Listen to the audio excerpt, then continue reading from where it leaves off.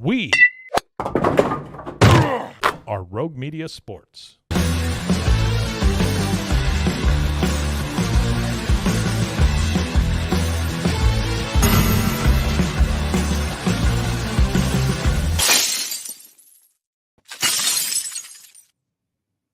Yeah.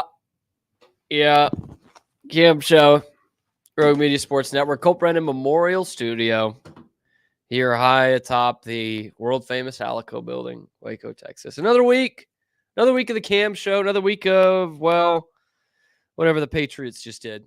It was not a good trip out to London for yours, mine, our New England Patriots. Definitively the New England Patriots, not the old England Patriots. Am I right, Mike? You got it there, Cam. Oh man, that was a massacre. Like, that really sucked. It's bad enough that this team just tortures us week after week with making us watch this brand of football. That's bad enough. But when you make us get up in the morning to do it, football should not be starting before noon. I have always said that. It bugs me in the Central Time Zone that we'll get college football games that start at 11. And then sometimes you get an 8:30 a.m. Central Time kickoff. And it's ass. And it just makes everything all that much more worse to the point where I got like 6 hours of sleep that night and I couldn't even take a nap in the afternoon. Like, I was just pissed. And I shouldn't be, because this team stinks. But we sat here on Friday and I was like, this is a very winnable game. And instead, Mike, you had them winning by like 2 touchdowns. I said, yeah. You had them blowing them out. I was wrong, sir. So last Monday, the Jags opened up as 8.5-point favorites. And I was like, whoa. After what Drake May just did, like, the Patriots suck, but so do the Jags. And this is not going to be, that's a big line for this game. It ends up going down to 7. But they were closer with the first one. They almost doubled the first one. They win by 16 points and just crushed them throughout this game. And you've got a team in Jacksonville. Let's just break it down coming into this one, because again, I know the Patriots suck. Trust me, I know. But they have some seed of hope last week with Drake May playing well. He played well against a very good defense in the Houston Texans. Now you give him some insulation of not playing in front of a home crowd or anything. So you go out to London. You face a team that was 1-5 coming into this, one that was ready to leave their coach on the freaking tarmac coming back. You've got a bum at quarterback for them, a bust at quarterback, potentially, a rookie wide receiver is the only one who can make plays, and their starting running back is out. And all they did was put in the backup running back and run for 118 yards on your ass, just completely own you. 26 carries for 118 and 2 touchdowns. Tank Bigsby ruining your life on a Sunday morning, which led to Patriots head coach Jerod Mayo calling out his team after the game. This is what Jerod Mayo had to say about that performance and his team so far this year. Look, disappointing game. We came out, we started fast. What I would say is, look, we're a soft football team across the board. We talk about what makes a tough football team. That's being able to run the ball, that's being able to stop the run, and that's being able to cover kicks, and we did none of those today. They controlled the ball for most of the day. Their run game averaged over 4.5 yards a carry. Our run game, not sure what the average was, but it wasn't good. A soft football team across the board. I mean, he's right. He's so right. What I would say is, doesn't that kind of start with the football coach, potentially? And here's the football coach telling us this? That's not exactly encouraging, right? I mean, kind of the buck stops there, pal. They couldn't stop the run, and you're the coach of the team. So, yeah, he talks about in there, which are the same things Belichick said for years in terms of what makes a tough football team. Running the football, stopping the run, covering kicks. 0 for 3, Putty. 3 strikes, you're out. You missed on all 3 of those. Stopping the run. Nope. Gave up 171 yards for a team that got only 68 last week. Running the ball. Nope. Under 40 yards. 38 rushing yards for the whole game. Covering kicks. Nope, not that either. Coaches tell guys to not even field punts inside the 10-yard line. The Jags did that against you, and they scored.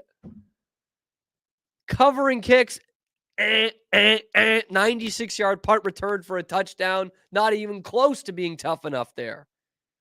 But yeah, I do get tickled when they say, oh, we're not a tough enough football team.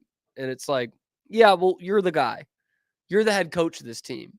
And meanwhile, of course, right before we got on this show, he backtracked it on the Greg Hill show on EEI. Oh, we're not a soft football team. We're playing soft football right now. It's like, man, Gerard Mayo is really getting a masterclass thrown against him on how to handle the media as an NFL head coach. Because every time he goes to the podium, he says something, and every time the next day he's walking it back. Every time. Like, he doesn't know how to handle the media, which is so bizarre for me for a guy who only played for Bill Belichick. Like, if you're just going to do anything, just copy exactly what he did. Belichick was a dick to the media. I didn't like the shtick, but at least it didn't get his team into trouble. And it didn't give us fodder week after week after week. Like, he just can't. He was not ready for that portion of this. And apparently the on-field portion either. It wasn't ready to be an NFL head coach. Frequent guest of this show, the Billdozer, aka my dad, made a great point about this early on in the coaching search when it was rumored that Mayo was going to be one of the guys they considered. Of course, we went to find out he was the only guy that they considered. But, like, why is the New England Patriots an entry-level job? I don't see how that's why you're a program, a franchise with such pride at one point now decides that after we have the greatest coach in the history of the league, that it's an entry-level job. We'll just promote someone from within who's literally never done the job. And I know I made a big point about this last week, but this is something I'm going to be bugged about every Patriots loss. It's just the fact that Bob Kraft had no interest in interviewing anybody else. Didn't want to hear anybody else from the outside. Didn't freaking interview anybody. Just said, Gerard Mayo. He impresses me. He's a mature guy. He was a good linebacker for us once. Like that's the line of thinking of picking the head coach of the New England Patriots. And like that's the most embarrassing part about all of this. The other thing is too, Drake Maye is clearly your best player, like across the board. Drake Maye and Christian Gonzalez are the two best players you have. And Gonzalez probably had his worst game as a pro yesterday. Drake Maye played pretty well. 26 of 37, 276, 2 touchdowns. He was the only saving grace that you had. The problem with Drake Maye being your only good player is this. How long is it going to take to plug the other holes on this team? Because it is a complete roster failure, and it needs a complete roster strip down, which we've been saying for a couple of weeks now. So how long is that going to take? And do you have the guys in place to actually replace that? Do you have the guys in place that can actually build a winning roster around this quarterback? Because what's it going to take? 2-3 years just to get a competent roster out there? Because by then you're going to have to pay this kid. Then you're into contract extension time. And the most valuable thing you can have as an NFL team is a good quarterback on a rookie contract. And you're going to waste all of that because you have nothing close to a competent football team around him. You have some cap space this year, and you're going to have probably the number 1 or number 2 pick in the draft. Do not fuck this up. And yet I'm looking at who they've got there. Elliott Wolf, Bob Kraft, Jonathan Kraft, Gerard Mayo, DeMarcus Covington, Alex Van Pelt. Do you trust any of these guys to actually get it going? We talked earlier this year about how Alex Van Pelt's style is probably suited for Drake Maye, but of course you got to question this dude. because the whole point of him going with Jacoby Brissett was that Brissett was his guy. It was a guy that worked in his system for a Browns team that made the playoffs last year. He was one of the 4 starting quarterbacks they rolled out last year. And that guy sucked. That guy really sucked for you this year. Like the offense was not scoring 2 touchdowns a game. And that was like the hand-picked veteran guy. Again, meanwhile, Joe Flacco goes in there. Anytime he just walks off the street and into an NFL game, he fucking wins. But that's not the guy they picked as the Alex Van Pelt guy. Van Pelt's quarterback. They went with Jacoby Brissett instead. And it stunk. It really stunk. And now you got Drake May out there. He's by far the best player you've got in terms of offensively, for sure. And now you're wondering, how long is it going to take to actually build a team around this kid? Because what you saw out there yesterday was just an embarrassing product. I mean, again, we're talking about a Jacksonville team that was ready to blow it up. 1-5 coming into this game. And if they had lost to the Patriots, Doug Peterson would have been on an extended vacation in Europe because he was getting his ass canned. The Patriots have made Doug Peterson's career. It is amazing that this guy has won a Super Bowl and that he did it against Bill Belichick and did it against the Patriots. And now they're just saving his job. They're just keeping him in the NFL.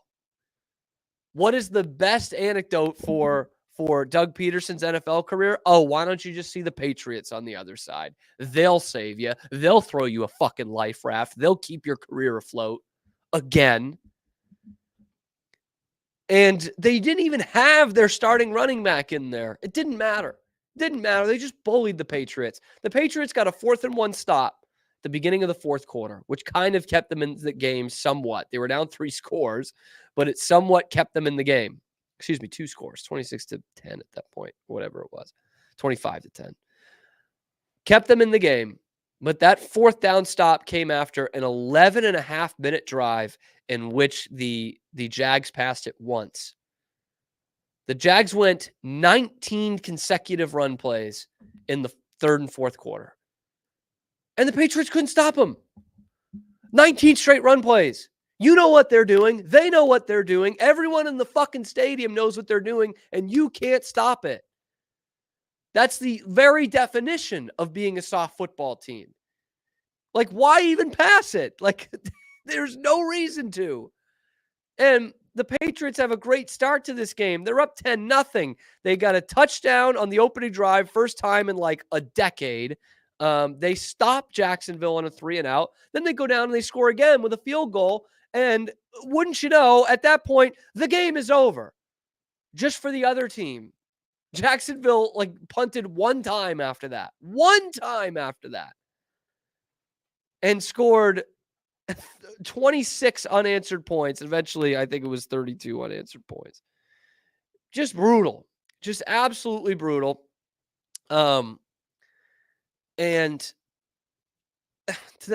going back to that start, it's finally something that you had, finally something that you've wanted for weeks and weeks, and really since last season. You've wanted a quick start, an opening drive touchdown. You finally figure out you've got something, and it's like Alex Van Pelt drew up the 15 scripted plays that you're supposed to do to start a game, start a half, and then he just went sightseeing around London. You know, took one of those open bus tours. He was done. He did his work for the week. He did his 15 plays. Patriots scored 10 points off it. And then 6 the rest of the fucking game. They dropped back on 9 of their first 11 snaps. And it leads to two scores. And so what do they do after that? What does the worst running team in the NFL do after that? Halfback dive, halfback dive, halfback dive. 2nd and 9, 3rd and 9. Go out there and get us a first down, kid. It's so dumb. Oh, but you can't have a quarterback drop back on every play. Why the fuck not? Just do it. It's 2024. Drake May should have been passing it 50 times in this game because their run game sucks. It sucks. He was their leading rusher. Drake May was their leading rusher in this game. And they think that running in between the tackles is going to get them some sort of success. Like, what kind of brain dead fucking operation are we running here? And it's all the way down, dude. It's ownership, GM, coach, offensive coordinator to most of the players. Most of the players. It is just complete failure from top to bottom. And it's going to be the rest of the season. Like this, I mean, now you're talking about just nothing to play for. Nothing. Like, we all like seeing Drake May's development and everything, but 45 of the 53 guys in that locker room is going to be like, what do I really care about Drake May's development? I'm not going to be here when we turn this thing around. I'm not going to have a job in the NFL when they turn this thing around. And for the first time after this game, I questioned what position the Patriots will go after in the draft with their first round pick, because it probably should still be offensive tackle.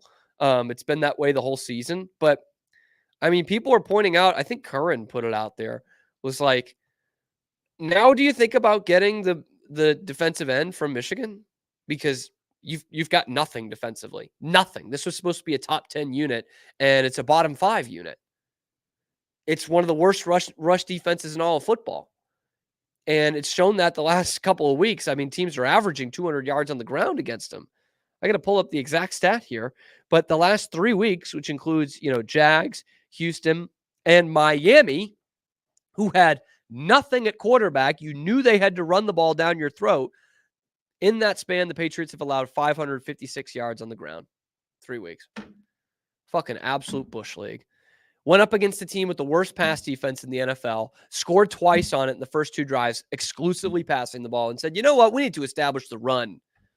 We are a hard-nosed running football team full of men who can run the football and tackle. No, you're fucking not. You are not. You are definitively not that. But they're so obsessed with having this identity that nothing shows that they can have. They're obsessed with having this identity that the personnel nor the product on the field has backed up for 2-3 years now. And they're like, no, we want to be a hard-running football team. Based off what? Your 38 rushing yards against Jacksonville? That's what makes you think you're a running football team? Give me a fucking break, dude. We're going to draft a quarterback with a gun for an arm, 3rd overall, and we're going to be a run in between the tackles football team? Get me some new thinking in Foxborough. Like, oh my God. And that I haven't even started with the worst player on the field for the Patriots. You drafted 2 skill position guys on offense in the first 2 rounds. One of them's pretty good. The other's Jalen Polk. 10 catches, 27 targets this year. Every 3 times you throw it to him, he's going to pull it down once. And he's going to get his hands on all of them. Remember when Jalen Polk told us he had the best hands in the league last week? No, I'm not worried about it. I got the best hands in the NFL. Bull fucking shit, man. 3 targets, no catches. And the only reason you didn't get credited for a 4th target is because you fucking slipped on the 2-point conversion. For whatever reason, the most important play of the game, they're drawing up one hot route, and it's to Jalen Polk, who's got rocks under his gloves. It's so bizarre. And we're so worried. I know it's not apples to apples, but we're so worried about, when can they put Drake May out there? You don't want his confidence to get shot. What if you put him out there and then you have to take him out? Will he ever recover? Well, how about you think about that for your rookie wide receiver? Because you throw to him on every drive and he can't fucking catch a football. Nikhil Polk. You just got the reincarnation of N'Keal Harry. That's all you got right now. I'm not ready to go say he's a total bust because it's halfway through his rookie season, but this is like carbon copy of N'Keal Harry. You took the number 1 jersey, you ripped the nameplate off, you put a different name on. He gets his hands on everything, and yet he doesn't bring it down. In fact, he dropped a 3rd down early in the football game, which led literally the next play. They have to punt, and it's a punt return for a touchdown, 96 yards. I'm not saying it's Jalen Polk's fault. They ran it all the way back, but can you catch the fucking football? That is your job, man. He's been dreadful. Gets no separation, gets his hands on it, and doesn't bring it down. That's N'Keal Harry. And then he's going on Instagram afterwards with this dramatic story, all black screen with just the peace sign. What are you talking about, dude? You've got the hands of N'Keal Harry and you've got Stephon Diggs' thin skin. Like, what are we doing? Grow up. You're in the NFL. You're supposed to catch the ball. Don't blame anybody else. Don't put the cryptic peace sign out here. What are you going to do? You going to fucking quit halfway through year one because you can't catch the football? Oh, was it because you had a shit quarterback? Not anymore. 2 quarterbacks this year. Both are trying to get you the ball. Neither one can do it because you're not catching it. And then you've got the balls to put out this peace sign like it's someone else's fucking fault. Your coach should be calling you out, man. You're supposed to be like one of the number 1 targets on this team. You're Tyquan Thornton and N'Keal Harry. You're no better than the rest of them. I mean, it's time you just give Javon Baker a look, man. I'm not saying Jalen Polk's a complete bust yet, but he can do with being benched for a week and figuring this shit out. See what Javon Baker gives you. You did exactly. That fell because fucking Jalen Polk couldn't catch it. Anyway, you just see what Javon Baker can give you. I mean, it's you're taking a flyer. The season's a waste anyway. See what he can give you because you did the same thing to Kayshon Boutte that you're doing to Javon Baker. And he comes out here with Drake May, and he's got a 40-yard touchdown week 1. He's got a 33-yard reception this week 2. Like, maybe let's try it out because Jalen Polk has been working with Drake May longer than any of the receivers. They've been working together since May. He and Javon Baker. And Polk still can't catch the football. Sit him a week. Figure this shit out. He's supposed to be like the future connection, but I think Jalen Polk took this Patriots thing a little too seriously. He was a good receiver in college, but then he saw, oh shit, I was drafted by the Patriots in the 2nd round. That means I have to suck. Based on all the history of this franchise, I'm a wide receiver drafted by the Patriots 2nd round. I have to be dog shit. And that's what he's going for right now. 27 targets on the year, 10 catches. Oh, God. That was a massacre. Yesterday. That really sucked.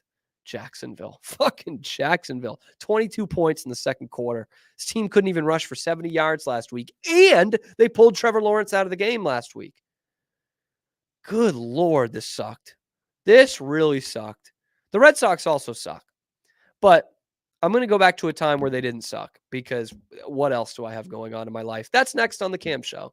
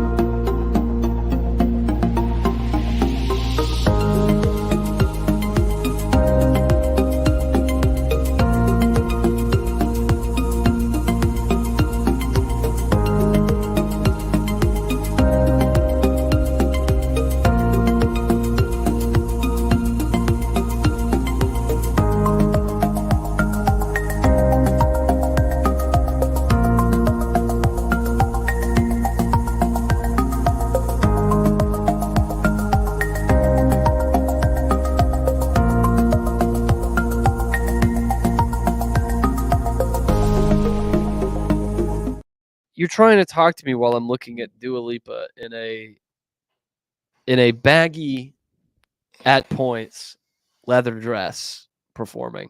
Duolingo? I wish. Hmm. I would Duolingo for her. Womp womp. Yeah, she's pretty. Dua Lipa. I'm still a Sweeney stan. Is this still the till end. anti-comedy? That Dua Lipa. She's pretty. Yeah, how about that, huh? So you're still on Team Sweeney, though, huh? You ever seen the Sydney Sweeney? That's what I'm saying. She's a nun in something on Hulu. I kind of love that Netflix? Sydney Sweeney's just in a bunch of shit. Just all of a sudden. Someone said she's just Shaq with a rack, which I think is hilarious.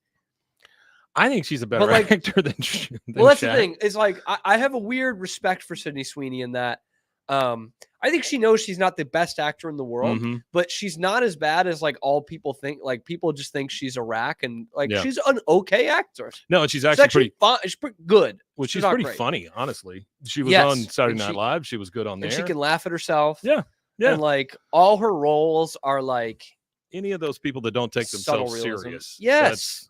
Yes. Yeah.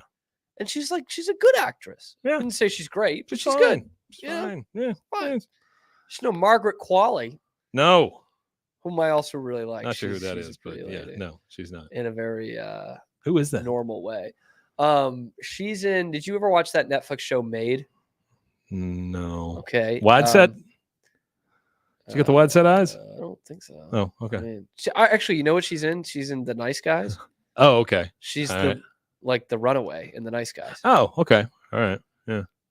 She's also in Once Upon a Time in Hollywood. My buddy always tells me about he can't look at the girls with the wide set eyes. Like the girl. Like the Little Mermaid girl? No, like Mad Max, that last one. Oh. Yeah. What's her name from the Queen's Gambit? Yeah. Anya Taylor-Joy. Flounder. Yeah. It is kind of. I get it. It's kind of weird with the eyes. I don't- She's beautiful. I don't think she's like, gorgeous, but you know what I mean? he just has this thing. I know. I get you it. I get it. Of course, this is the same guy that the other day told me that he threw up twice in the Blair Witch Project. I was like, In it, like It- he was in the movie. he was in the movie 2 different times and threw up both times until he figured out that he had some sort of motion sickness. Oh, thing. really? Yeah. It's like- He was like, oh, I thought I ate some bad popcorn. well, the he first time." literally said, I thought I ate bad Chinese. And then he went and filled up on something else, went again and threw up again. But like, don't you like also feel uncomfortable watching it? Like, isn't it? Oh, You know sure. what I mean? Like, yeah, I don't know. you would think so. But I guess if you don't know that you have motion sickness, but- context though, this was one of the first ones, and so Yeah. going yeah, to the no, I theater. know. But yeah. I don't know. The second time, I'm kind of out on anything. Second time after I throw up at it. I have found I have a very finicky motion sickness. Really, Yeah, I don't know. Like, I don't know the rhyme or reason to it. it just comes on. It's almost like it's also how I have like kind of IBS.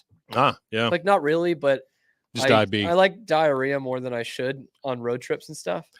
Say that one more time. I diarrhea more than I should. Okay, I thought you Like, said I I have like diarrhea tummy on problems a road trip more and than stuff. I should. I didn't know what that meant.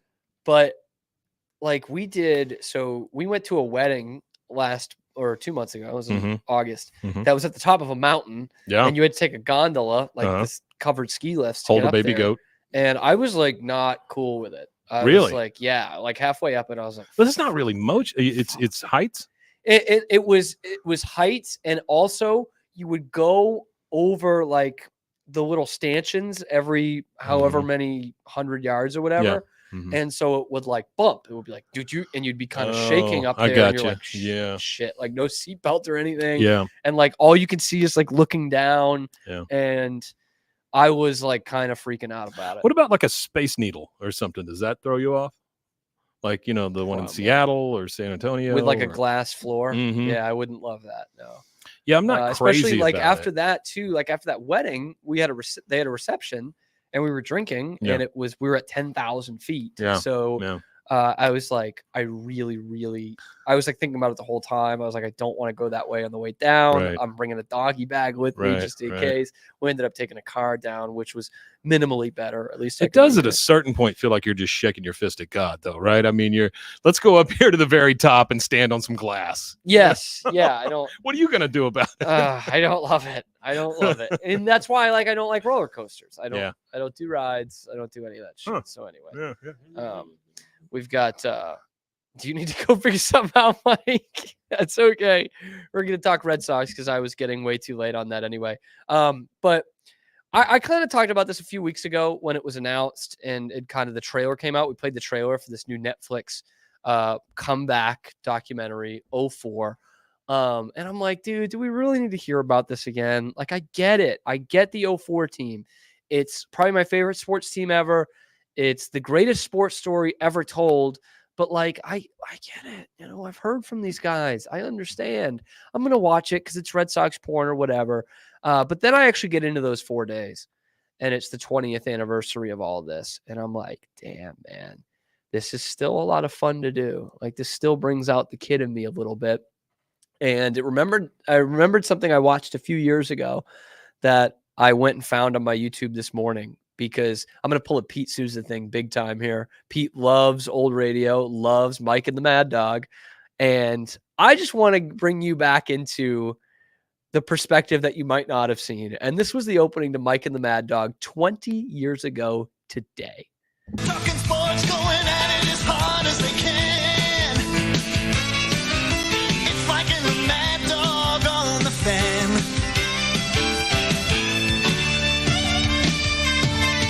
Nothing can get by 'em, turn it on and try 'em. Mike and the Mad Dog, WFAN.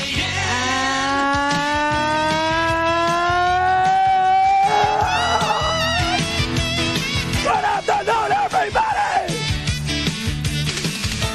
Red Sox Nation in the South Bronx! Mark Malusis, Eddie Scazzeri, the big guy's here! He's here, all Like I right? had a choice. Oh, baby! Oh, baby! Did you ever think we'd see the day when Chuck Nixon, this is Wade Boggs in reverse, with the champagne and the bleachers and right, and the New York Yankees, epically, they've been asphyxiated. They have been noosed up. The Red Sox are going to the World Series. Good afternoon there, Michael. Did you ever think you'd see the day? Should I open the show like that from now on, by the way? Absolutely. Good morning, Just- everybody. I think the only thing you're missing is a big hat. Yeah, like a big foam cowboy hat, Big foam cowboy hat, or maybe just one of those big hats. maybe a bell of some sort, an auga horn. God, I do love Mad Dog. And this is what I love the most about Mad Dog is he hates the Yankees. He Yeah. fucking hates Yeah. them. Yeah. That's so good. Good man. for him. I cannot believe I forgot this. It's one of my prized possessions. I have it at home. It is the framed cover of the New York Daily News this day, 20 years ago today. And it's just this big picture of A-Rod with his like hands like this over his face, and in big letters, "The choke's on us." I have it framed. It's literally one of my favorite things that I own. I can't believe I didn't bring it. It's 20 years ago today. That headline fucking rules. Hey, man. Rod. Fucking rules. Am I right? Yeah. He's Now he's selling vans, right? yeah, sure. Didn't he selling vans? I think he's on Like with some woman who's supposed to be his wife in a commercial? no, dude, what? He's on I think he's still on that Fox show. Is he? At Fox, I don't know, with With Jeter Reba and McEntire? David Ortiz. Yeah. He's on Reba. Is he? That wacky neighbor Alex, Hey, it's Alex. who's always got bright lights in his backyard. And can you hear how loud his truck is when he starts that Oh. thing up, folks? Guy's crazy. Oh man. So yeah, when I see stuff like that, I get reminded at just how great this thing was, how awesome this was, how it is the greatest sports story ever told. So you know what? Yeah, fuck it. Later this week, I think it's Wednesday. For some reason, they're doing it on Wednesday, which would have been the start of the World Series 20 years ago, not the actual comeback that they're doing the series on. It will be on Netflix. I'll be watching it. And I heard someone bring up this point that I think is ultimately in my subconscious why I keep going back to the 04 Red Sox stuff, even though I know the story so much. And I think it was Mutt who said it, Mike Manansky. He said, I'll watch it because it reminds me of when baseball was the most important thing in Boston. And he's right. Mutt's wrong about a lot of things. He's right about that. I miss that. Like when I was growing up, the Red Sox were the team. And this was at the beginning of the Patriots dynasty too. And I think I'm kind of the last generation that's the case for. As we grew up kind of with the 04 team and the 04 comeback, and 03 and 04 were such monumental seasons in Red Sox history, probably the most important time to be a Red Sox fan ever. And after that, the kids younger than me, younger than my kind of generation, give or take 2 years or so, they know the Patriots and how successful they were when they were getting introduced to sports. Meanwhile, when I was getting introduced to sports was the most pivotal time, most electrifying time in Red Sox history. And everyone before that, every generation before that in this town was Red Sox first, every single one. And so you see all these documentaries and you're like, man, they're probably overblowing it a little bit. Trust me, they're not. They're not. The Bulldozer come on here and tell you. Like that meant everything to go in and win that series. And of course, win the World Series as well and truly reverse that curse. Like that was like an annual obsession to the point where there were plenty, and I'm still sure still are, there were plenty of Red Sox fans after they won in 04 that were like, what do we do now? You know, like they waited their whole lives for that shit. Now it's like, well, I guess you just hope they do it again. And most Red Sox fans did take on that. Like, but I'll bet there were some that just like don't even really watch anymore, which is weird. I know, but like that's what they waited their whole life for.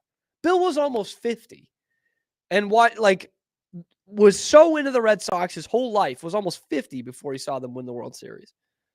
My grandfather was 74. That's old, man. Before he saw his team win it one time. Like, that's insane, man. That is incredible. It's a big deal. It's a big There's deal. something 20 years ago. You're right, though. Like when the hammer finally drops and you're What at do the you top do? of the mountain, then what? What do you do? You just go, oh, you're going to get them again next year, that kind of thing, you know. And it does make you think about, why am I still doing this? And it has to be just like me on Sundays. It's, Right. Why am I still doing it? And even for the most diehard fans, it has to be fundamentally different. Because, like, now, in a way, I don't want to downplay this because it still could be a huge part of your life, but it's like now you're just rooting for a team. Before that, it was like this, I don't know, religious experience. It was hope against all hope, faith in the times where you should not have any. You know, it was this like masochistic crescendo. Like, what are they going to do to me next? And how am I still going to be rooting for them next year? Like, I don't know. And it was all in the promise that someday this will happen and it will be pretty cool. Part of it for me is the wholesale change of players also. Like, you start to root for a group of guys. And when those guys change or they're all gone, now what also? So it's like a double dip, you know? There's no way you're going to be a Titans fan after they win the Super Bowl.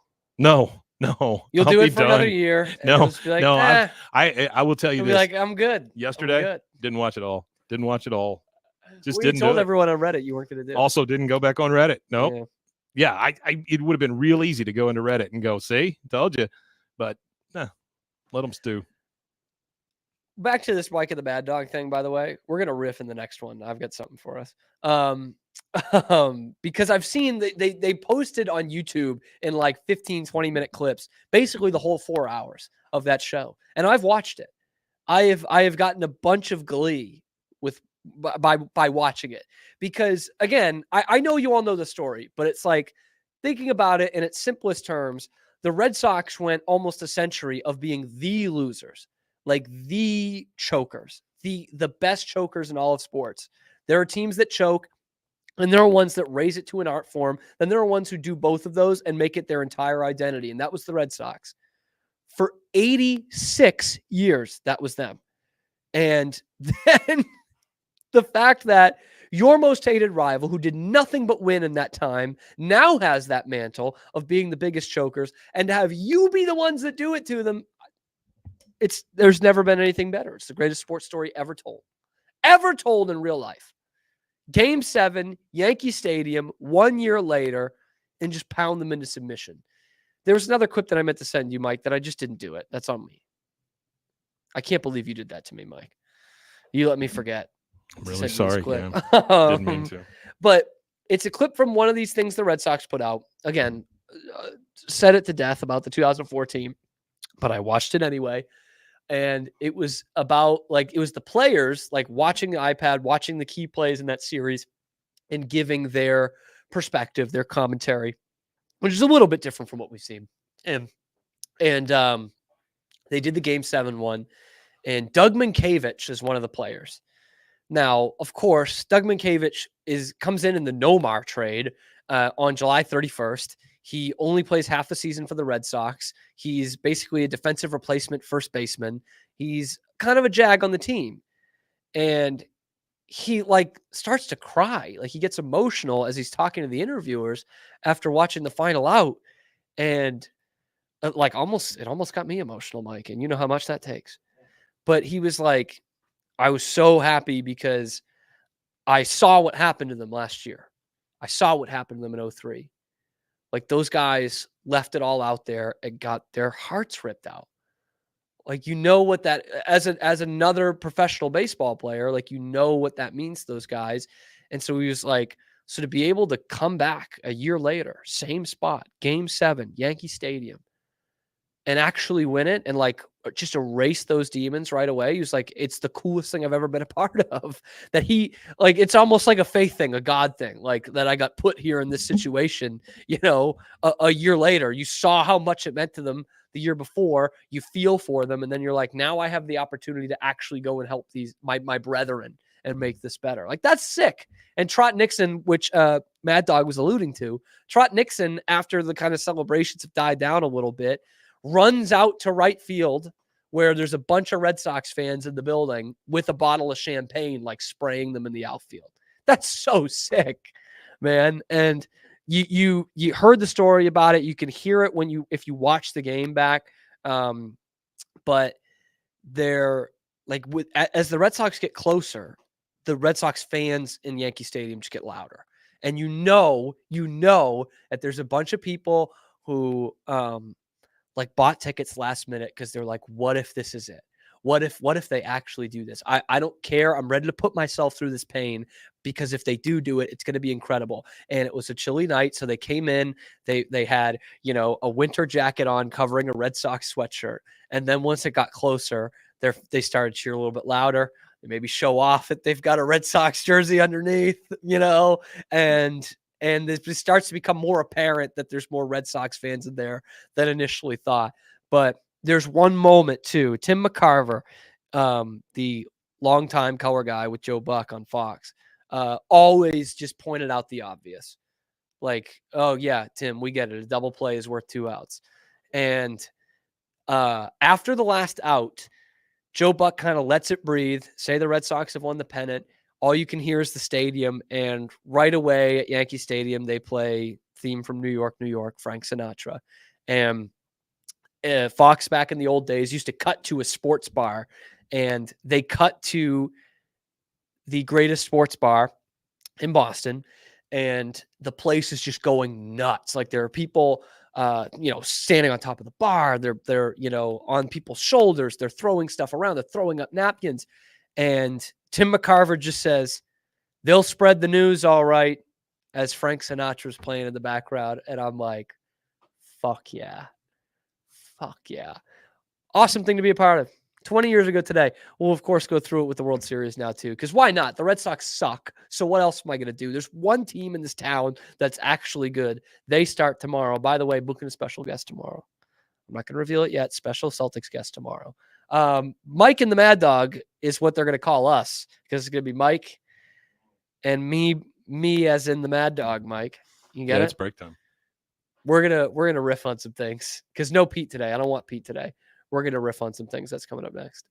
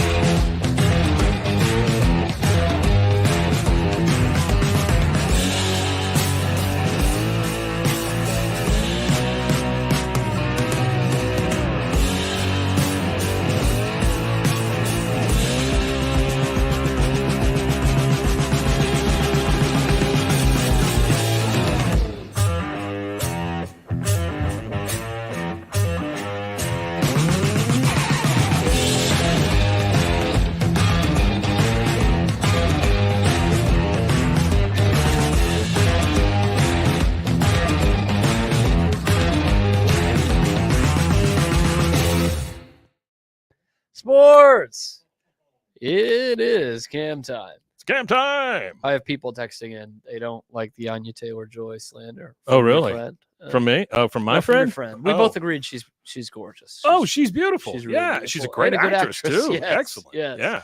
Better than Sydney Sweeney. Probably a better actress than Sydney Yeah. Sweeney. Yeah. Yeah. Yeah. Here's By the way, did you see Madam Web?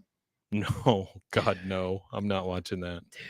No. Yeah, it's really funny to No, watch. I'm not going to watch that. Mike, I'm telling you. No. It's really funny to watch. No, instead, And I'm going Sydney to watch Sweeney's something. in it, and she's like terrible because they're all terrible. Like Yeah. there's no good writing. She's not a good character. Sure, None of them are. sure. So I can't even honestly, it's kind of a wash for all of them for me.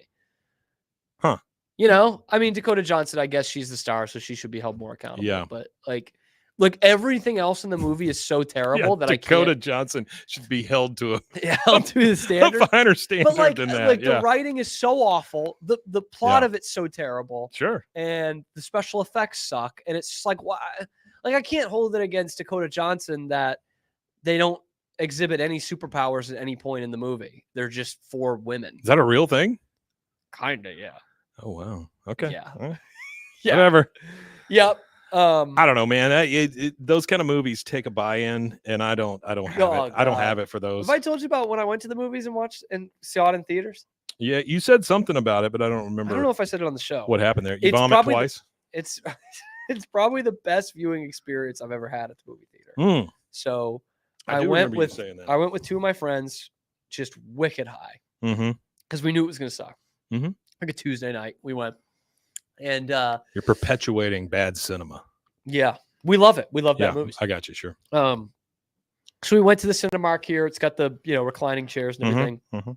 And in the middle of the movie, I had to pee, and I was kind of the last one on of our group, Mhm. and then next to me were a couple of frat guys. Yeah. And so I got up, went to pee, came back, and I had not reclined my chair back. Like, I didn't put the thing down when I Sure. left. Yeah. So I was like, oh shit, I have to climb into it. I'm really high and laughing. And I grab both arms and basically back somersault into this Yeah. while almost falling into one side, which was not the side with my friend and trusted confidant on, but Mhm. rather this stranger. And I almost like fell into his lap basically.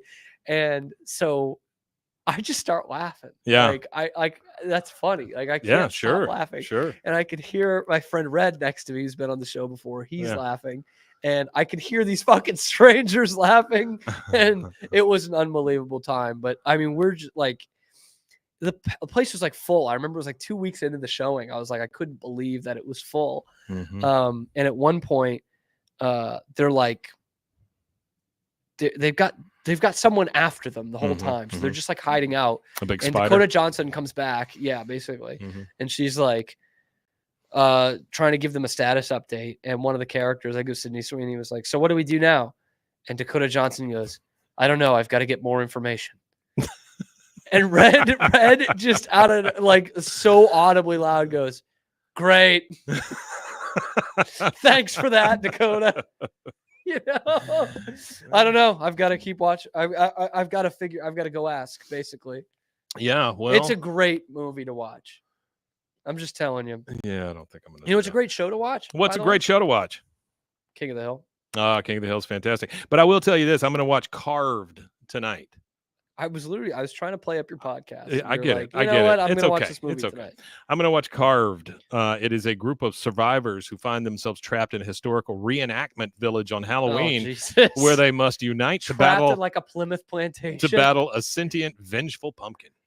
Oh, Yeah, baby, come on. I think it's Hulu funny. paid money for that. I think it's funny enough that you just get trapped in one of those things. Yeah, yeah. That could be Well, a wasn't comedy that movie. that Thanksgiving movie basically? Like, didn't they get trapped in some Turkey? no, like a pilgrim village or whatever? I don't know. I don't know what one you're talking about. It was called Thanksgiving. Oh. So the latest episode of Bois Yeah, dropped today. yeah, Suge Knight, which I think is yeah. It's a good one. it's a good name Yep. for the one. So for those of you who don't know, you and Rusty do Mhm. Bois, which is BWAAKOTH. correct. Which is going through every episode of King of the Hill. Each one which of is them. my Yeah, favorite shows. nobody out there dares to take a 22-minute episode and make it an hour and a half. Yeah. And read through the script. That's right. I read through Which the I think entire is script. actually really funny. I've been on it Yeah. before. And so the reason why I bring that up is not only to plug Bois, Sure. but because I want to see with where you guys are. I haven't listened to the last few episodes. Mhm, I'm not good at mhm. this. What should be the next one I'm on? We're going to go through it now. Yeah, please. You We're tell gonna me go which through one it you want to right be on. now. You're there. We So even your have last one was production season now. 6, episode 19. So we've got the 2-part in Japan now coming Oh, up. I don't like that. Yeah. Yeah. No, it should be next season. Oh, yeah. The one is when, I would have been good for this last one Mm-hmm. because Nancy Gribble is hot. And Mhm. it's just about like Hank having Yeah. a hard on for Yeah. Nancy Gribble. Well, not really. It was Not really, It was for really the propane. propane, but yeah.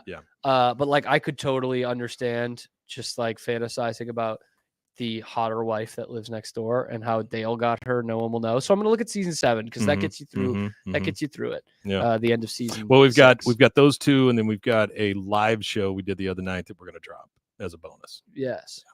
But you guys did a Halloween special in that one. We right? did, yeah. Halloween. It's Halloween again. Yeah, Okay. it's kind of out of order, but it's for Halloween. All right. So season 7 Mm-hmm. starts with the one where they go to the boy band concert. Yeah, And Hank hates it. yeah. Like really hates it.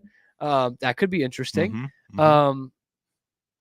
Bill is the season episode 2 is just called episode 2 on here. Nice. Bill is encouraged Remember to that enter an one? international Remember eating episode 2? competition by a groupie. Eats a large amount of hot dogs in a small amount of time. Yeah. Oh, that has one of my favorite moments ever in King of the Okay. Hill. I don't Well, know if it's a there good you enough go. episode, but that's when they're having a cookout Uh-huh. and they just have a bunch of hot dogs and Bill just eats them all in Yeah. like a minute or Yeah. something. And the next scene they cut to, they're just in the alley and it's like, of course, quiet. They're Mhm. kind of like doing the yep without saying yep. Sure. And Dale just randomly goes, "Did anyone see Bill eat all those hot dogs?" Like, he's like, "That was crazy, right? Yeah, it's a I'm not lot of hot crazy." dogs. That's one of my favorite cuts. You've seen the alternate ending, right? To King of the Hill? No. Yeah. The one where No. they say that everything in King of the Hill happened in 1 year. I mean, that's kind of what they imply in a lot of them. Yeah.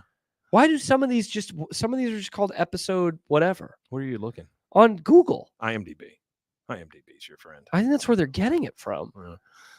I'm not convinced that Dances with Google really gives a crap. Dogs. I don't know about you, but There's a Thanksgiving one in there, Yeah. which might be close to lining up. You guys might be close to Yeah, it might Thanksgiving. be pretty That's like close to 6 that. weeks away. which episode is it's, it? 6? Season 7, episode 4. 4. Oh yeah. Yep. Well, 6, yeah, it's pretty close. Season 7 is not great. Really not great. So come do Bill and hot dogs. I might. I'm only through half of season 7. Luann Yeah. doing the boxing, Mm. kind of $1 Million Baby before $1 Million It's not bad. Baby. Yeah, that's not bad. I don't like that John Redcorn episode. I don't like any John Redcorn episode. Which one? It's where he wants to like teach. I think it's the one where he wants to teach Joseph about his Native American heritage, and he's just like really like stalkerish about it. I think that's the one.